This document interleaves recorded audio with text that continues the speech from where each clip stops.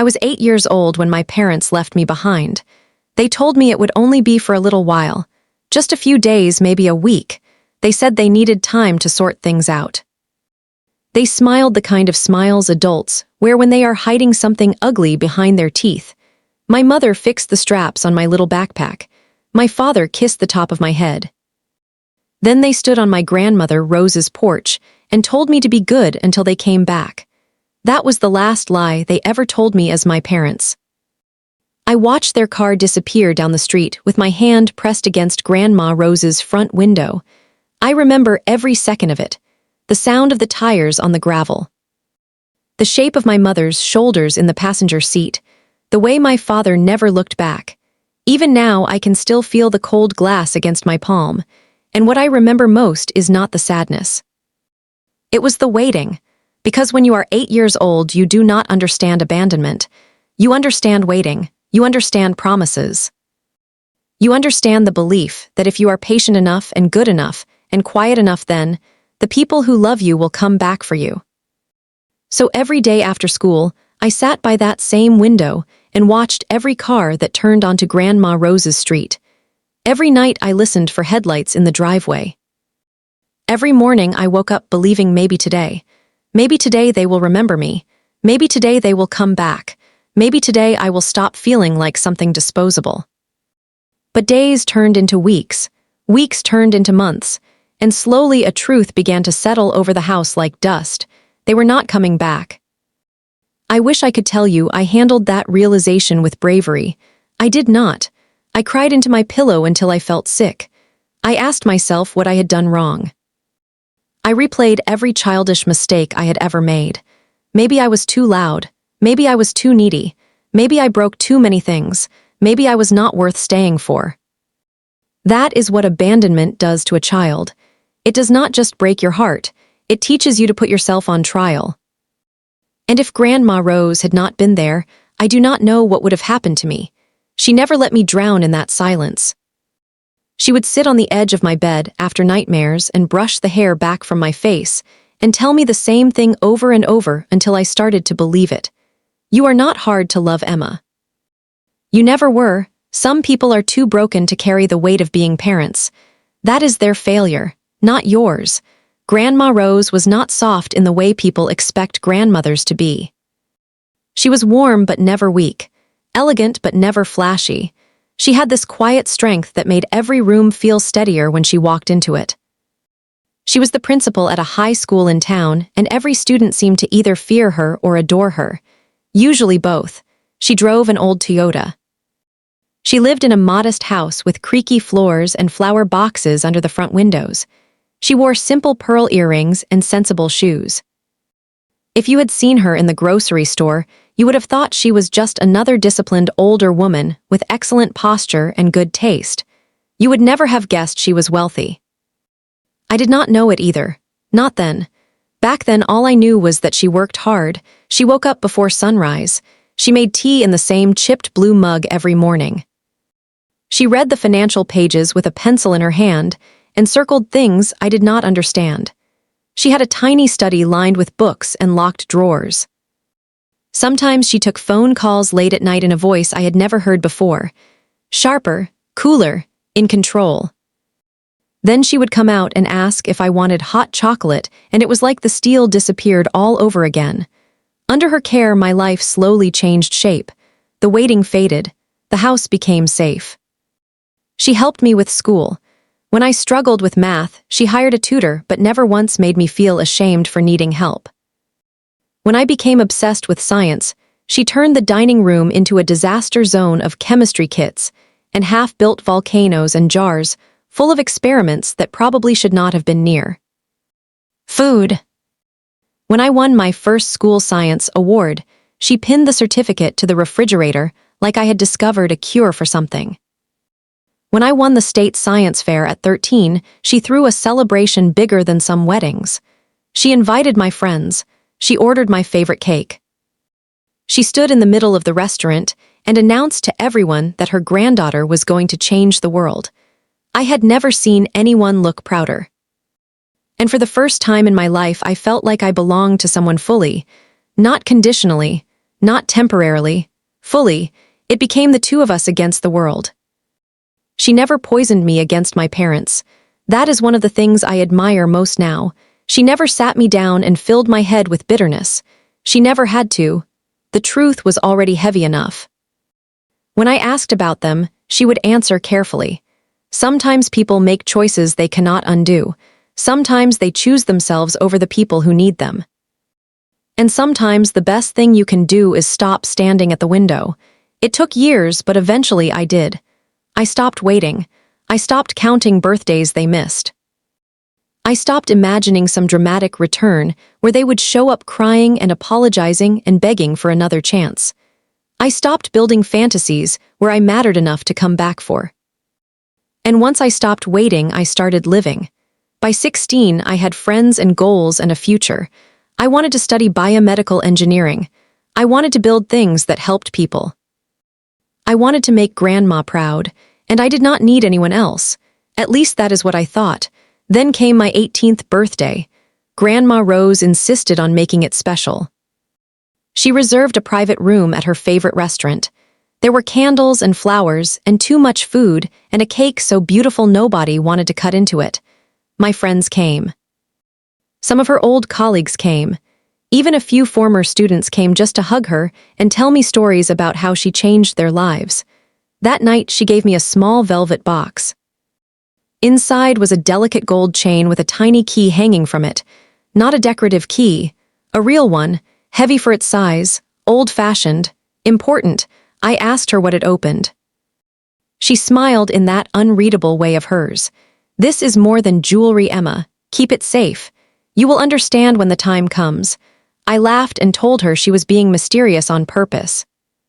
She kissed my forehead and said maybe I was old enough for a few mysteries. I wore that necklace home that night. I had no idea I had just received the last gift she would ever place in my hand.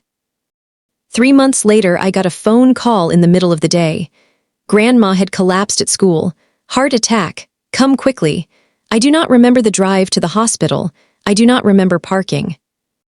I do not remember how I got through the doors. I only remember the doctor's face. You always know before they speak. There is a look people get when they are about to hand you a life split into before and after. He told me it was fast. He told me she had not suffered. He told me there was nothing anyone could have done. Those are kind sentences. They are also useless ones, because nothing about grief feels kind when it first arrives. It tore through me. Not in a dramatic movie way, in a quiet, devastating way, like the center beam of a house cracking while everything still looks normal from the outside. I went home alone that night and her mug was still by the sink. Her reading glasses were on the table. A shopping list was folded in her purse. The world had kept all the evidence of her existence and taken her anyway. The funeral was a blur of flowers and black clothes and stories. The church was packed. Teachers, former students, neighbors. People I had never met who had loved her in ways I had not even known about. They stood at the front and talked about how she had changed their lives. How she had paid for a girl's textbooks without telling anyone. How she had helped a boy stay in school after his father died. How she had fought the district for funding when everyone else gave up. I sat in the front row with the key around my neck, and my hands clenched so tightly in my lap they went numb. I kept trying to be the kind of strong she had taught me to be. And then I saw them. My parents, walking through the church doors like they belonged there. Like they had any right to stand under the same roof as the woman who had spent 10 years cleaning up the wreckage they left behind. My heart did not break when I saw them. It stopped. My mother looked older. Her hair had gone gray at the temples. My father had put on weight. Time had done what time does, but I knew them instantly. Children always do. No matter how much they wish they did not. They moved toward me wearing faces full of grief that looked rehearsed. My mother reached for my hand and called me sweetheart. I pulled away before she could touch me. My father lowered his voice and said they came as soon as they heard. As soon as they heard. 10 years of silence and suddenly they were here, at the funeral. At the center of loss that did not belong to them. Then my father said the sentence that made everything inside me go cold. "You will come home with us now, of course. Your grandmother is gone. We will take care of you. I stared at him, trying to understand how someone could say something so absurd with such confidence. I told them I was not going anywhere. My mother straightened in that old familiar way that used to make me small. Do not make this difficult, Emma. We are your parents. You do not have a choice. Actually. A deep voice cut through the tension from behind us. She does. We turned. A tall man in an expensive suit was walking down the aisle toward us with a leather briefcase in his hand. His expression was calm but precise, controlled. He introduced himself as James Morrison, my grandmother's attorney, and then he said the words that changed everything. We need to discuss Rose Montgomery's will immediately. That was the first moment I realized my parents had not come for me. They had come for something else. The private room at the church felt airless, too small for the kind of greed that had suddenly filled it. Mr. Morrison laid papers across the table with the care of a surgeon.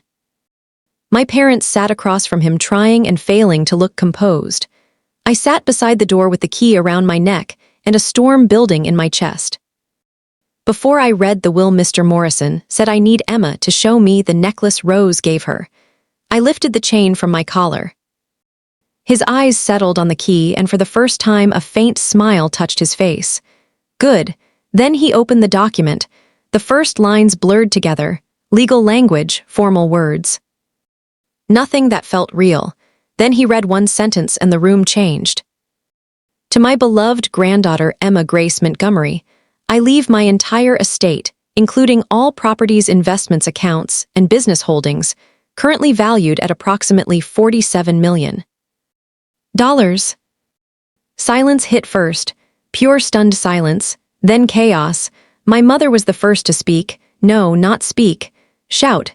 She said it was impossible. She said Rose was a school principal. She said there had to be some mistake. My father slammed his hand on the table and demanded an explanation. He said they were her children. He said they had rights.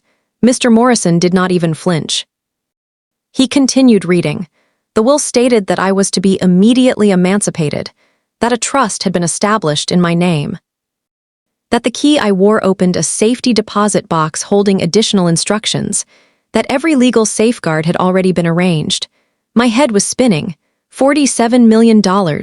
Grandma Rose.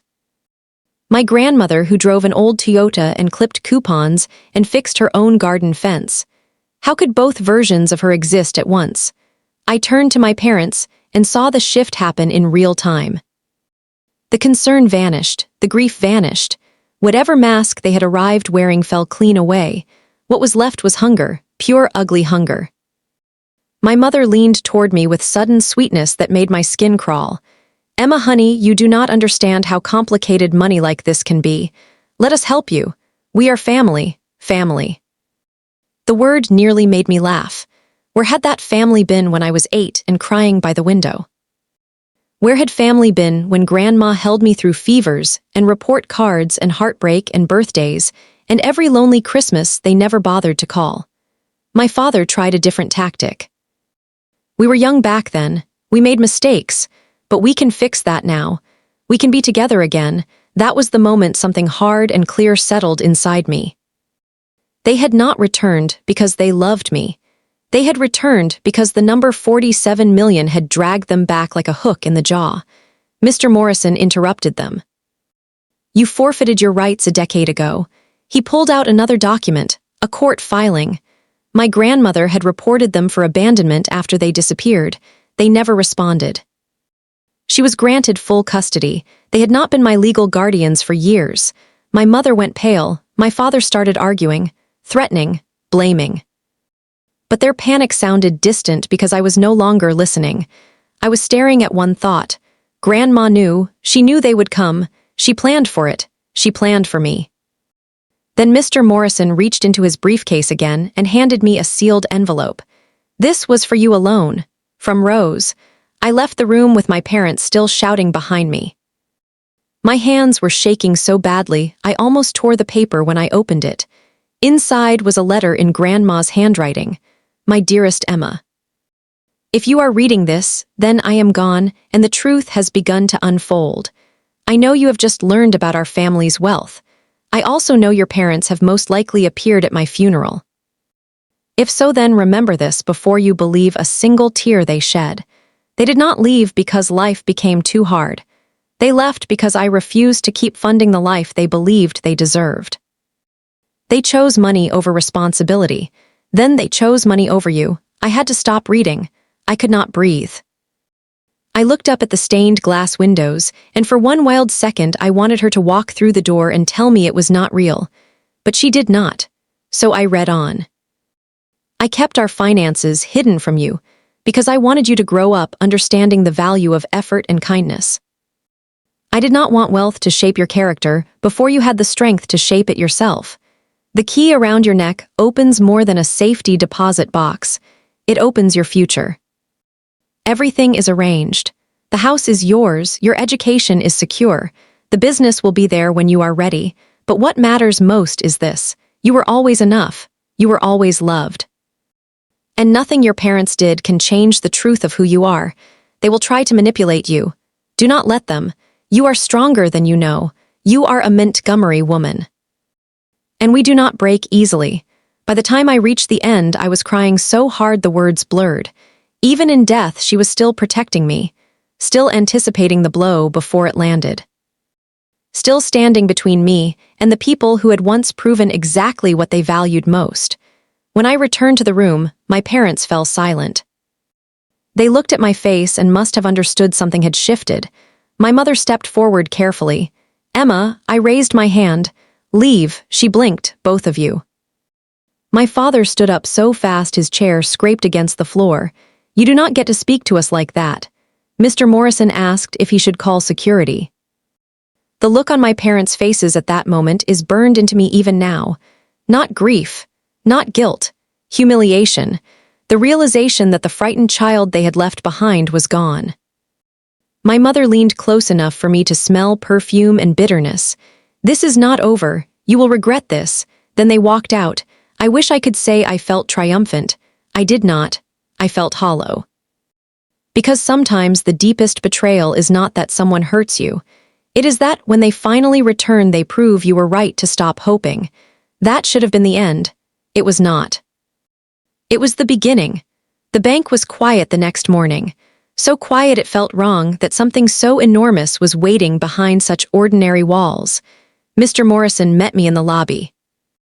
He spoke gently the entire drive, as though one more sharp sound might shatter whatever was keeping me upright.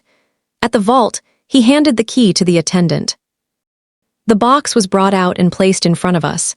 When the lid opened, I expected papers, maybe deeds, maybe legal instructions. Instead, I found layers, files, certificates, property records. Shares in companies I had never heard of. Folders marked foundation and trust and acquisition. And on top of everything was a small USB drive with a handwritten label. "Watch me first." Mr. Morrison had a laptop with him. He inserted the drive, the screen flickered.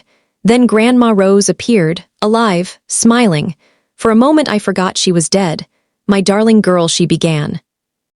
"If you are watching this, then things have gone exactly as I feared and exactly as I prepared for. Your parents came to the funeral, did not they?" I let out a sound that was half sob and half laugh. Even now she knew. Even now she was one move ahead. Then her expression changed, not colder, clearer. "There is something I never told you, because I wanted you to have a childhood untouched by this ugliness. Your parents did not simply abandon you. Before they left, they tried to steal everything from me. The room seemed to drop away." She explained that while she was on a business trip, they had attempted to transfer major assets into their own names. They thought she was distracted. They thought she was weak. They thought the old principal with the simple life could be stripped clean before she noticed. What they never understood was that Rose Montgomery had built Montgomery Investments from nothing. She was not guarding someone else's fortune. She was the one who made it. She had started with a small consulting firm decades earlier. One contract became three. Three became a portfolio. A portfolio became a company. She invested in education, technology, and healthcare, and real estate with a patience that made her rich while everyone else was too busy showing off to notice. She kept living simply because simplicity gave her freedom. The money was never the point. Control was, purpose was, and when she discovered what my parents had done, she gave them a choice. Stay. Live modestly. Learn to work. Learn to be decent, or leave. They chose to leave. They assumed she would beg them to come back. They assumed she would keep paying to maintain the life they thought they deserved. Instead, she let them go. And they left me behind as leverage, as punishment, as proof. The part that haunts me is not that they left. It is that they expected Grandma to break first. They expected love to be weaker than greed. They miscalculated. In the video, Grandma looked directly into the camera and said something I will never forget. They thought they were walking away from money. What they were really walking away from was you. The greatest gift they ever had, and they did not even recognize it. I cried so hard I had to pause the video. Mr. Morrison looked away and gave me privacy. When I could breathe again, I kept watching. Grandma explained the structure of the company, the board members, the properties, the charitable arm. Then she said something that shifted the entire meaning of the inheritance. The Montgomery Foundation was created for children who had been abandoned or displaced. Scholarships, housing assistance, emergency education grants, therapy support. She had built it quietly over the years and never once bragged about it. That was who she was. She wanted me to become its director when I was ready. Use what we built to help the children the world forgets first. That is our real legacy, Emma. Not wealth. Rescue. I remember sitting there stunned because the story I thought I was inheriting kept changing shape. At first I thought I had inherited money.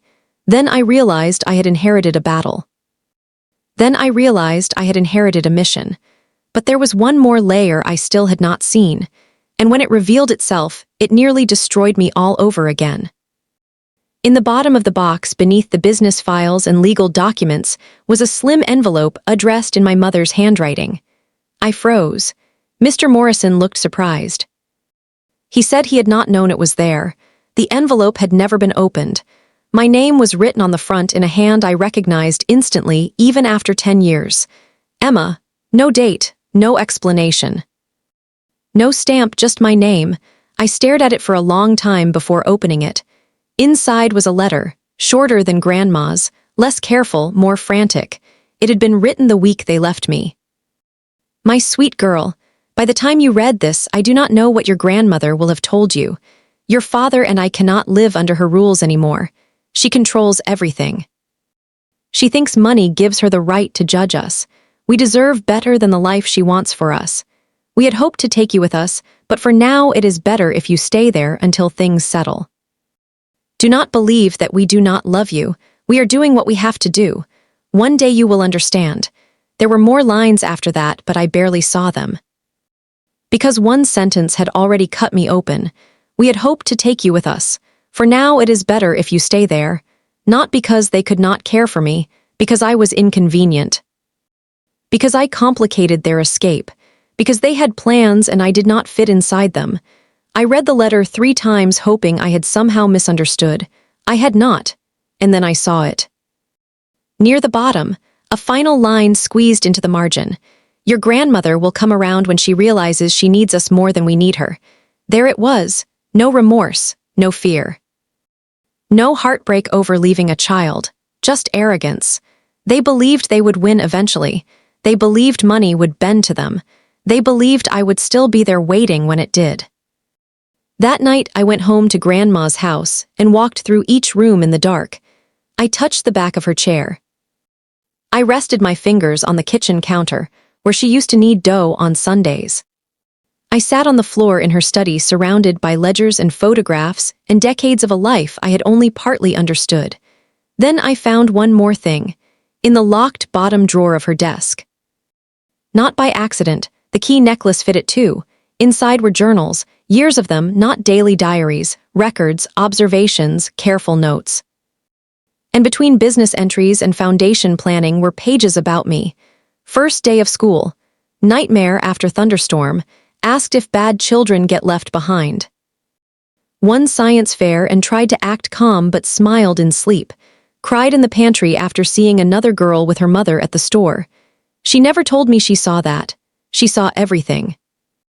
I sat there with those journals in my lap and realized the person who had loved me most in the world had spent years quietly documenting not just a business empire, but a small broken girl putting herself back together. And then I found the page that shattered me. Emma asked tonight if her parents left because she was difficult. I told her the truth in the gentlest form she can carry. That some people are simply too selfish to parent well. She nodded as if she understood. Then she went to bed. An hour later, I found her asleep by the front window waiting for headlights. I carried her to bed. She is still hoping. I pray one day she stops. I put the journal down and sobbed until there was nothing dignified left in me, because love leaves evidence. Real love leaves evidence everywhere. In details, in planning, in protection, in memory. And once you have seen that kind of love clearly, it becomes impossible to confuse it with the counterfeit kind again. The next few weeks became a blur of introductions and revelations. I met the board of Montgomery Investments, men and women in impeccable suits who had known my grandmother for years and spoke of her with almost military respect.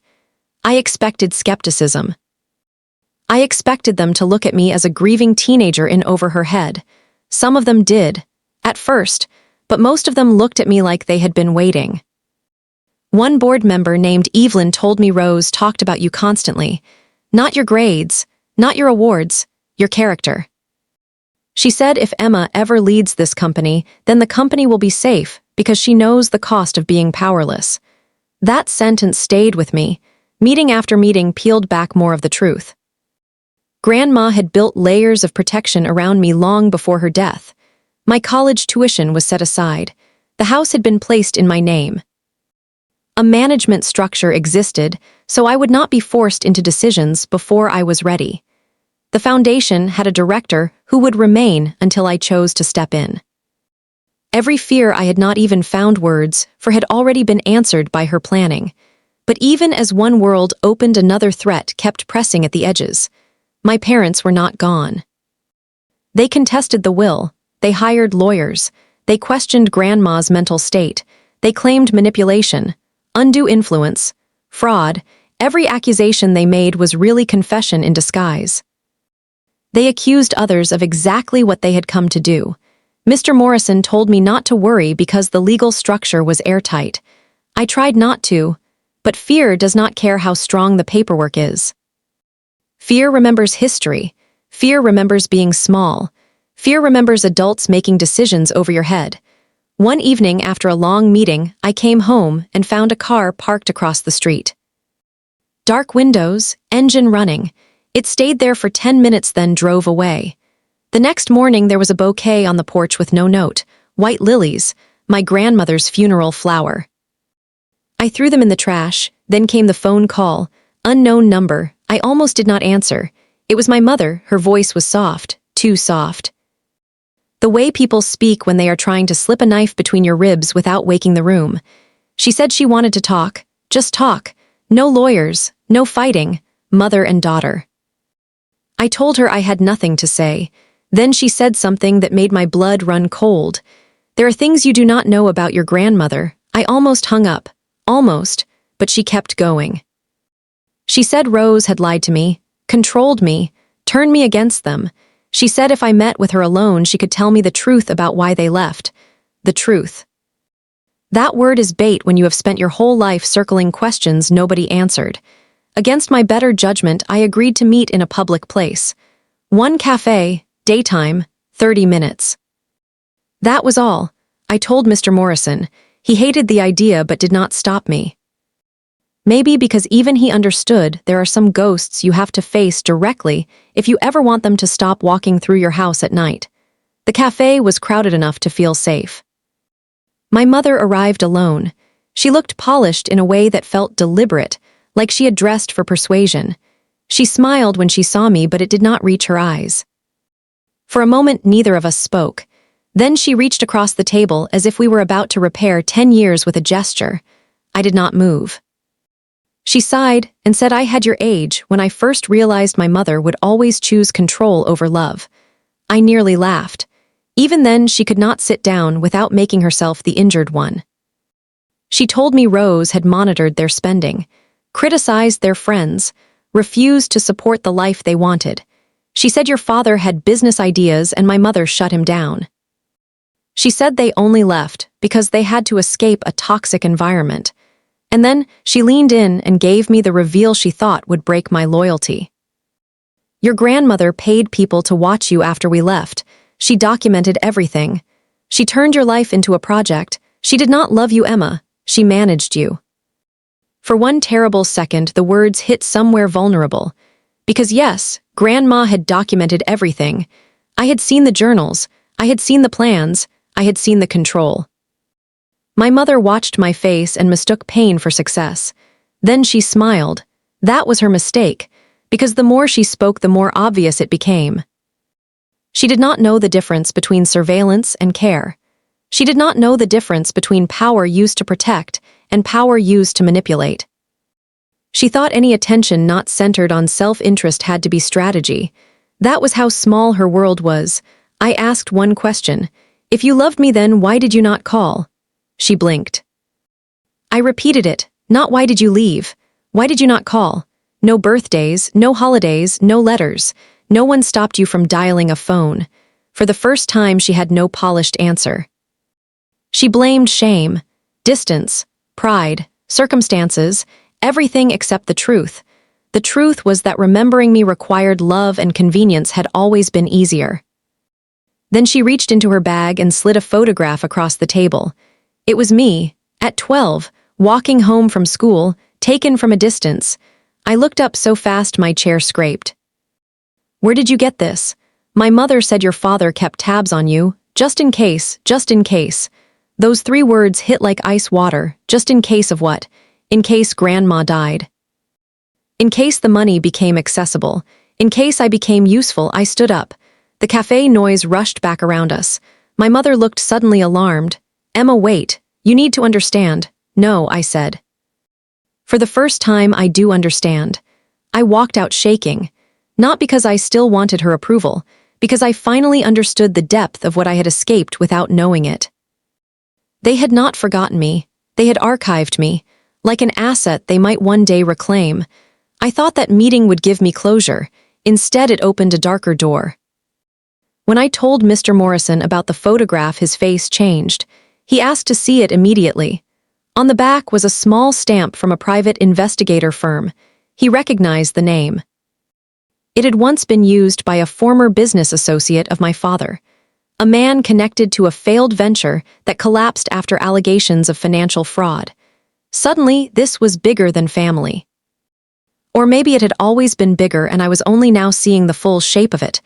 Mr. Morrison began digging, quietly, carefully. A few days later, he came to the house with a folder, and the kind of expression that tells you life is about to split open again. He said there was no evidence my parents could touch the company or the will. That part was secure, but there was something else.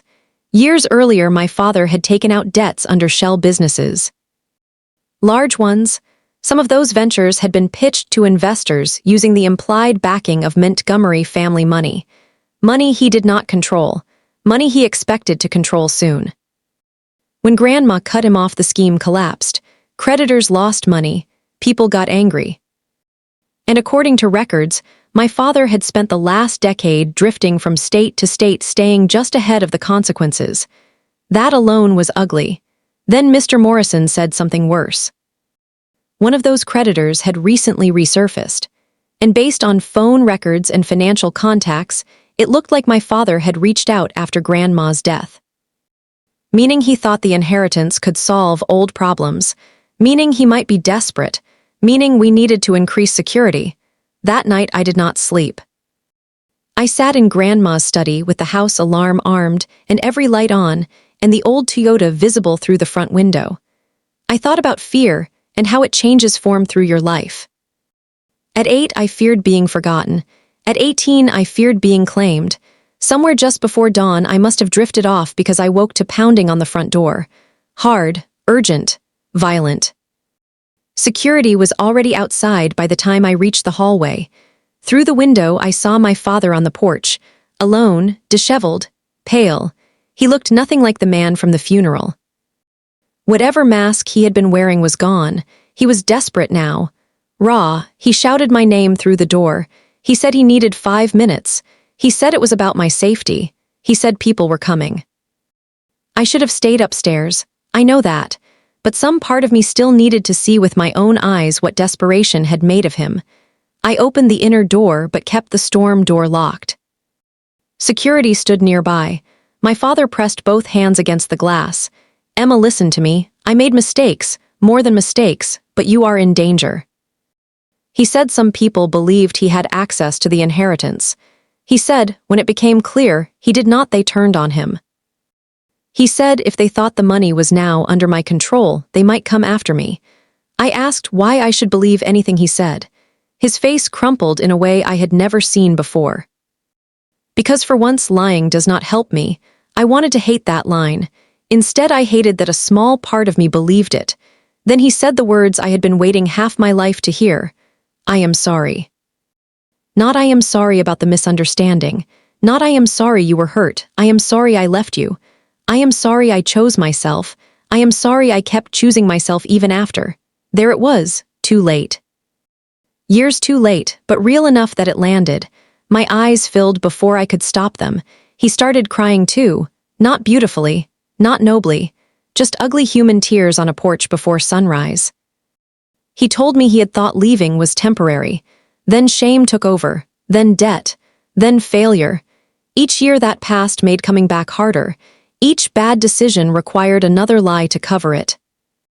He said your mother never wanted to return once the money was gone. He said he followed my life from afar because seeing me succeed was the only proof that not every choice he made ended in ruin. I asked if that was supposed to comfort me.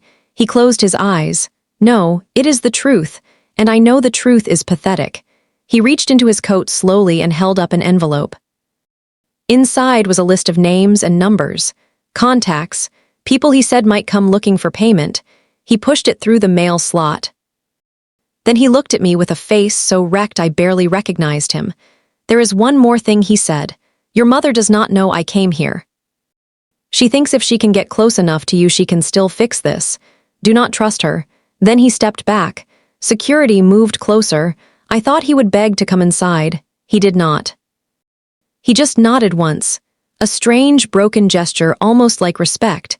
Then he walked away down the porch steps and into the pale gray morning. I did not stop him. But I stood there long after he disappeared from view, because I had spent 10 years imagining what I would say if one of them ever truly admitted what they had done. And it turns out there is no perfect response when your deepest wound finally speaks your name. The information he gave us was real. Mr. Morrison confirmed it within hours. Security was tightened. The company reviewed threats. Nothing materialized into direct violence, but the fear sharpened everything. My mother called repeatedly for days, then stopped. Then a week later she appeared in the lobby of Montgomery Investments. That was the day the story reached its final breaking point. She was screaming before I even came downstairs. Claiming my father was unstable, claiming he was turning me against her, claiming she deserved to speak to her daughter. The lobby staff looked horrified. Employees had frozen mid-step. This was no longer private grief. This was public collapse. I walked toward her wearing one of Grandma Rose's tailored blazers and the gold key at my throat. My mother saw me and instantly changed tactics. Tears, soft voice, hands shaking. Emma, please, do not do this in front of strangers. The people who had watched me show up every day and learn and work and try to carry what Grandma left me. The people who had become more of a community in months than she had been in my entire life. I told her to say what she came to say. She looked around and lowered her voice. Your father is trying to save himself by blaming me. He was always the weak one. I did what I had to do. That sentence should have surprised me. It did not. Then she delivered the truth she had been hiding beneath every performance. You owe me something. I gave birth to you. Without me, none of this exists. There it was, the final mask gone. No apology, no love, no regret. Just entitlement so complete it had outlived shame. and suddenly I felt no confusion at all. Only clarity. I said the words slowly so she would hear everyone. Giving birth to me did not make you my mother. Loving me would have. Protecting me would have. Coming back would have. You did none of those things. The whole lobby had gone silent. She stared at me like I had slapped her. Then she hissed that Grandma had poisoned me. I said no. Grandma raised me. That is why I can see you clearly. Security stepped forward. My mother straightened her coat and looked around as if memorizing witnesses she might later blame. Then she said I would regret humiliating her. I told her maybe, but not as much as I would regret letting her do this to me again. She left, and that was the last time I ever saw her. A month later we learned she had moved out of state. My father disappeared too. Whether they stayed together, I never found out. I realized eventually that I did not need to. Not every ending requires a final report. Sometimes the truest ending is silence. The kind they gave me first. The kind I now chose back. Life after that did not suddenly become easy. People love stories where closure arrives like sunlight and every wound seals itself in one warm scene. Real life is not like that. I was still grieving Grandma, still angry. Still startled by how often I reached for the phone to call her before remembering. Still ambushed by ordinary things, her handwriting on recipe cards, her coat still hanging near the door. Her laugh in old voicemail recordings I could not bear to delete, and yet life kept moving.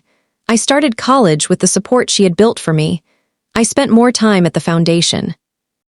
I met children who looked at me with the same stunned, guarded eyes I used to have. Children who had learned too early that adults can vanish. Children who apologized for taking up space. Children who believed love had to be earned. Every time I sat across from one of them, I heard Grandma Rose in my own voice. You are not hard to love. You never were. The first scholarship approval I signed felt heavier than any contract. 20 children, 20 chances, 20 windows where maybe someone would stop waiting and start healing sooner than I did. That night I sat alone in Grandma's old office.